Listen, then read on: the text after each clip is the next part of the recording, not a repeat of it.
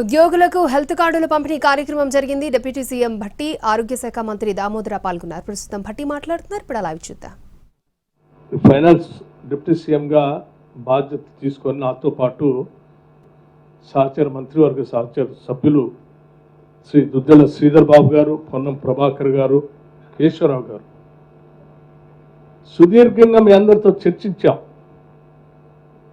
రాష్ట్ర ప్రభుత్వంలోని ఉద్యోగస్తుల సమస్యలన్నింటినీ కూడా పరిష్కారం చేయటం కోసం సమన్వయంతో కలిసి ఏ రకంగా ఈ నిర్ణయాలు తీసుకోవాలి, ముందుకు పోవాలన్నటువంటి ఆలోచనతో అనేక సమావేశాలు ఏర్పాటు చేశాం. ఆ సమావేశాలలో చాలా విధానపరమైన నిర్ణయాలు కూడా తీసుకున్నాం. అనేక విధానపరమైన నిర్ణయాల్లో ఒక ప్రధానమైన నిర్ణయం ఈ న్యూ ఎంప్లాయీస్ హెల్త్ స్కీమ్ అనేది కూడా ఒక ప్రధానమైన నిర్ణయం. ఈ ప్రధానమైన నిర్ణయం తీసుకోవటం కోసం కాంట్రిబ్యూటరీ వ్యవస్థని ఏర్పాటు చేయాలి, దానికి ఒక ట్రస్ట్ ఏర్పాటు చేయాలి. ఆ ట్రస్ట్లో ప్రభుత్వం నుంచి చీఫ్ సెక్రటరీతో పాటు కావలసినటువంటి కొద్దిమంది అధికారులు నియమించాలి. అట్లాగే ఉద్యోగ సంఘాలకు సంబంధించిన నాయకుల ప్రతినిధులు కూడా ఈ ట్రస్ట్లో పెట్టాలి సమానంగా.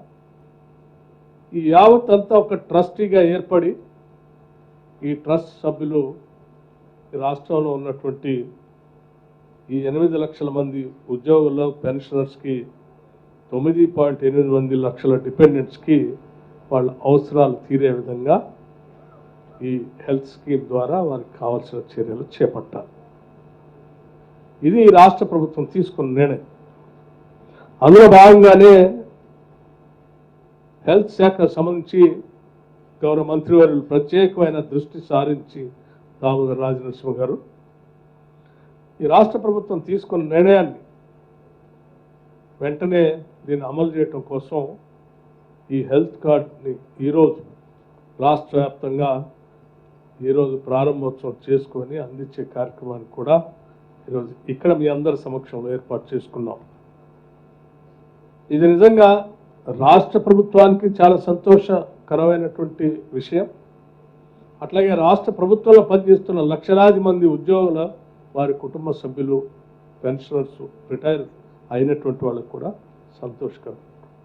సంతోషకరమైనటువంటి వార్త. ఎందుకంటే భవిష్యత్తులో ఎటువంటి ఆందోళన లేకుండా, ఎటువంటి అనారోగ్య పరిస్థితి ఏర్పడినా నాకు ఈ రాష్ట్ర ప్రభుత్వం తరఫున నా వైద్య నిమిత్తం అయ్యే ఖర్చు మొత్తాన్ని కూడా ఈ ప్రభుత్వం ట్రస్ట్ ద్వారా చెల్లిస్తుంది. కాబట్టి నేను ఎక్కడ ఆందోళన చెందాల్సినటువంటి అవసరం లేదని ఒక నమ్మకం, ధైర్యం ఆ ఉద్యోగికి, ఆ కుటుంబ సభ్యులకు కూడా దీని ద్వారా ఏర్పడుతుందని చెప్పడానికి నేను చాలా సంతోషిస్తా ఉన్నాను.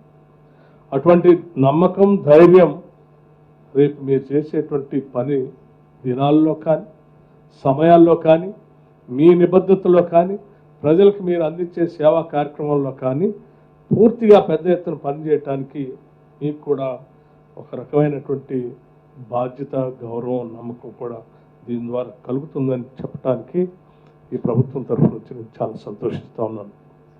గౌరవ ముఖ్యమంత్రి గారు పదే పదే ఈ రాష్ట్రంలో మనం ప్రత్యేకంగా వైద్యం పైన, విద్య పైన ప్రత్యేకమైన దృష్టి సారించి కావలసినంత నిధుల్ని మనం కేటాయిస్తూ ఆరోగ్యమైన తెలంగాణని మనం సృష్టించడమే మన ముందు ఉన్నటువంటి బాధ్యత అని చెప్పి చాలా సందర్భాలు చెప్తూ ఉంటారు.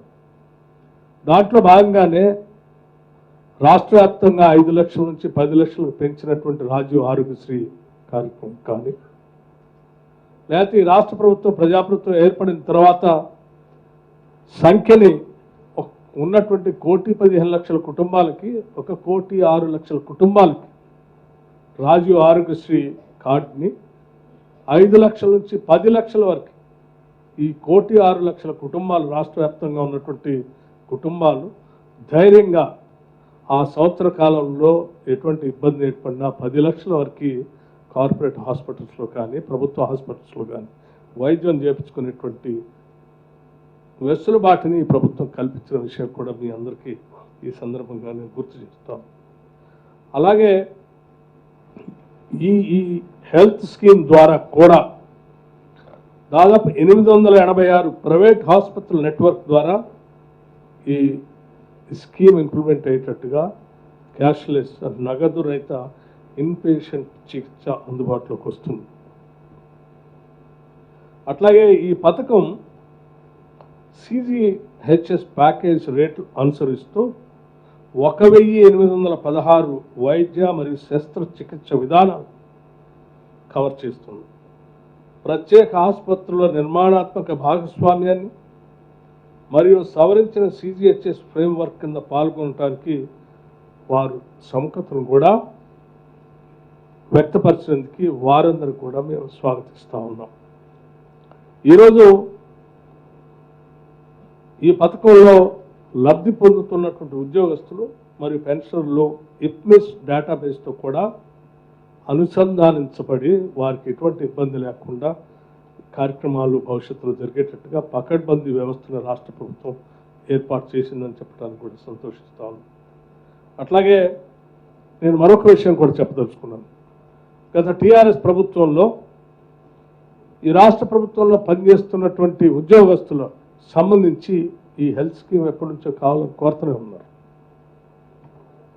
అడిగారు, రిప్రజెంటేట్ చేశారు. చాలా సందర్భాల్లో మరి సకల జనులు సమ్మె పేరు మీద ఈ రాష్ట్రంలో పనిచేసిన ప్రతి చిన్న ఉద్యోగం దగ్గర నుంచి పై ఉద్యోగం వరకు పెద్ద ఎత్తున పోరాటం చేసి అందులో పాల్గొన్నారు.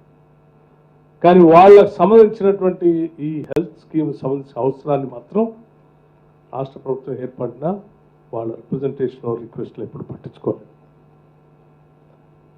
మన ప్రభుత్వం ప్రజాప్రభుత్వం వచ్చిన రాగానే ఉద్యోగస్తులు అన్నటువంటి సమస్యలు ప్రధానంగా కేవలం ఈ స్కీమ్ తీసుకురావటమే కాదు, 10 సంవత్సరాలు ఈ స్కీమ్ ఇవ్వలేదు, ఉద్యోగస్తులకి అందుబాటులో ఉన్నటువంటి పెండింగ్ మెడికల్ బిల్స్ కూడా క్లియర్ చేయకుండా పెండింగ్ పెట్టిపోయి వేల కోట్లు పెండింగ్ పెట్టిపోయింది. ఉద్యోగస్తులకు సంబంధించిన పెండింగ్ బిల్స్ దాదాపు నియరింగ్ అబౌట్ 10,000 crores 10,000 కోట్ల రూపాయలు ఉద్యోగస్తులకు సంబంధించిన పెండింగ్ బిల్స్ అలా వదిలేసి వెళ్ళిపోతే మీ అందరితో కూర్చొని మాట్లాడి దశల వారీగా క్లియర్ చేసుకుంటూ పోవాలన్నటువంటి ఆలోచనతో మొదటి నెలలో కొంత, ఆ తర్వాత దాన్ని పెంచుకుంటూ 500 కోట్ల నుంచి 750 కోట్ల నుంచి 1000 కోట్ల నుంచి ఈరోజు 2,000 కోట్ల రూపాయలతో ప్రతి నెల వాటిని క్లియర్ చేసి సాధ్యమైనంత వరకు త్వరితగతిన ప్రతి నెల మినిమం చేసి వాళ్ళ పెండింగ్ బిల్స్ లేకుండా చేయాలన్న ఆలోచనతో ముందుకు పోతున్నాం. నేను మరొక విషయం కూడా చాలా స్పష్టంగా చెప్పదలుచుకున్నాను. ఆ పెండింగ్ బిల్స్తో పాటు మరీ ముఖ్యంగా మానవీయ కోణంతో మెడికల్ అండ్ హెల్త్ సంబంధించిన బిల్స్ ఏ ఒక్క రూపాయి కూడా ఒక్కరోజు కూడా పెండింగ్ ఉండటానికి లేదు. ఏ రోజు ఆ రోజే క్లియర్ చేయాలని చెప్పి ఆర్థిక శాఖలో నిర్ణయం తీసుకొని టోటల్గా 10 సంవత్సరాల నుంచి పెండింగ్ ఉన్న బిల్స్ కూడా ఈరోజు ఒక్క రూపాయి కూడా పెండింగ్ లేకుండా మెడికల్ బిల్స్ని క్లియర్ చేస్తూ వస్తూ ఉన్నాం. మెడికల్ అండ్ హెల్త్ సంబంధించిన పెండింగ్ బిల్స్ ఎందుకు అంత సీరియస్గా తీసుకొని చేస్తున్నాం అంటే ఎంతో ఈ ప్రభుత్వానికి ప్రజలకు సేవ చేస్తున్న ఈ ఉద్యోగం సంబంధించిన కుటుంబ సభ్యులు ఏదో ఆసుపత్రుల్లో వైద్యం చేయించుకొని వస్తే ఆ బిల్లు ఎక్కడో అప్పు తీసుకొచ్చి కట్టితేనో లేకపోతే ఇంకో రకంగా ఉంటుంది, అది తీర్చలేక రోజు వాళ్ళింటికి ఎవరో వస్తే తను మదన పడుతూ ఇక్కడ ప్రభుత్వంలో వచ్చి పనిచేసే అవుట్పుట్ కూడా సరిగా ఉండదు. కుటుంబ సభ్యులు కూడా ఏం పని చేస్తామని ప్రశ్నించేటువంటి పరిస్థితి వస్తుంది. ఇది అత్యంత మానవీయ కోణంతో చూడాల్సిన అవసరం ఉందని చెప్పి మాకు ఎన్ని ఇబ్బందులు ఉన్నా మెడికల్ అండ్ హెల్త్ బిల్స్ మాత్రం ఎట్టి పరిస్థితుల్లో ఆపేది లేదని చాలా స్పష్టంగా చెప్పి ఆదేశాలు ఇచ్చి ప్రతి నెల ప్రతి 15 రోజులకు ఒకసారి నేను మెడికల్ అండ్ హెల్త్ బిల్స్ సంబంధించి రివ్యూ చేస్తూ క్లియర్ చేసుకుంటూ వస్తాను. ఇది ఈ రాష్ట్ర ప్రభుత్వ ఉద్యోగుల పట్ల ఈ ప్రభుత్వానికి ఉన్నటువంటి నిబద్ధత, ప్రేమ, అభిమానం, ఆత్మీయత అని చెప్పడం కోసమే నేను ఈ ఉదాహరణ మీ దృష్టికి తీసుకొని వస్తూ ఉన్నాను. యావత్ క్యాబినెట్ మొత్తం ఎప్పుడు క్యాబినెట్ సమావేశాలు జరిగినా ఆ క్యాబినెట్లో ఉద్యోగస్తులకు సంబంధించిన ఏ అంశం వచ్చినా వెంటనే పాజిటివ్గా స్పందిస్తూ ముఖ్యమంత్రి రేవంత్ రెడ్డి గారి దగ్గర నుంచి మొదలు పెడితే ప్రతి మంత్రి ఈ రాష్ట్రంలో పనిచేస్తున్న ఉద్యోగుల అవసరాల కోసం పూర్తి స్థాయిలో మానవీయ కోణంతో ఆలోచన చేసి ఈ కార్యక్రమాలను చేసుకుంటూ వస్తున్నాం కాబట్టే ఈరోజు ఇవన్నీ మనం ఇంత త్వరితగతిన చేసుకోగలిగాం. ఈ సందర్భంగా మీకు మనవి చేస్తూ మరొకసారి మీ అందరికీ నా హృదయపూర్వకమైనటువంటి అభినందనలు తెలియజేస్తూ we wish you all the best. ఈ కార్యక్రమం ద్వారా మీ అందరికీ ఒకటే విజ్ఞప్తి చేస్తా ఉన్నాం. ఈ ప్రభుత్వం అనేక ప్రజా సంక్షేమ కార్యక్రమాలు తీసుకొని ముందుకు పోతా ఉంది. అది సన్నబియ్యం కావచ్చు, రాజీవ్ ఆరోగ్యశ్రీ కావచ్చు, ఉచితంగా ఆర్టీసీ బస్సులో మహిళలకి ఉచితంగా మనం ఉచిత ప్రయాణం చేసే వ్యవస్థ కావచ్చు, లేకపోతే రైతాంగ